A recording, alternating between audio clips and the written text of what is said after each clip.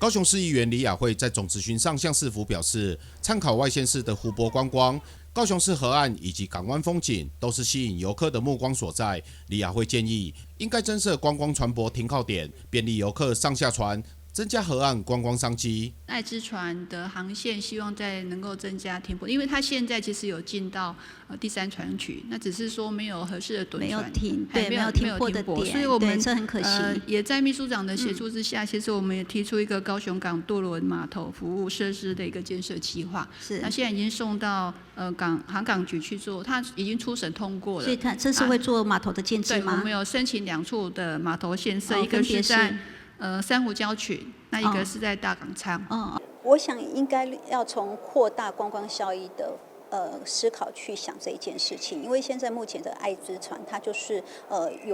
由河的这个方向是很单一的，好，然后也没有其他停泊的点，好，它就是哪里上船哪里下船这样子嘛，好，中间不会有其他的停泊点。那我们看到有一些就是很具有观光效益的这样子的游湖、游潭、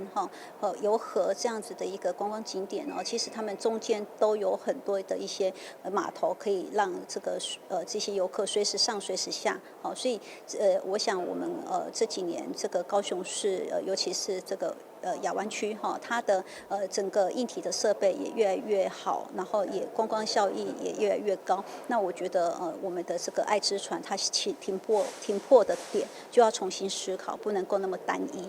另外，李雅慧也指出，根据大气环境中的碳排指数、垃圾焚化以及掩埋场中产生的温室气体都占有很大比例。面对未来城市近零碳排的竞争，李雅慧建言，市府在面对垃圾处理问题上，回收厨余处理机制可设专区来列为参考方向。我想我们现在垃圾产出的这个废物大概分为2种一种叫做底渣，一种叫做飞灰那现在目前我们比较棘手的部分是在飞灰，环保局正在重置一个路主的这个掩埋场它过去是垃圾掩埋场，那现在把它重置，花了3亿5千万的经费准备要让它利用变成这个飞灰固化物的一个掩埋场。可是飞灰固化物它是没有办法再重置的，所以等于说它一旦把它放进去这个掩埋场之后，这掩埋场日后也就没有办法再利用了那所以这是一个很严峻的一个议题那我们在讲这个所谓的循环经济这一环如何有效的把这个垃圾做好一个分类减低垃圾的产出的量都是我们现在必须要审慎的去思考。所以说今天在议会上我就提出跟这个我们市政府来做一些讨论，那包括说未来厨余的处理这个专区其实是我们期待市政府能够就是辅导业者成立一个专区事实上这些现在目前的这些业者要收目前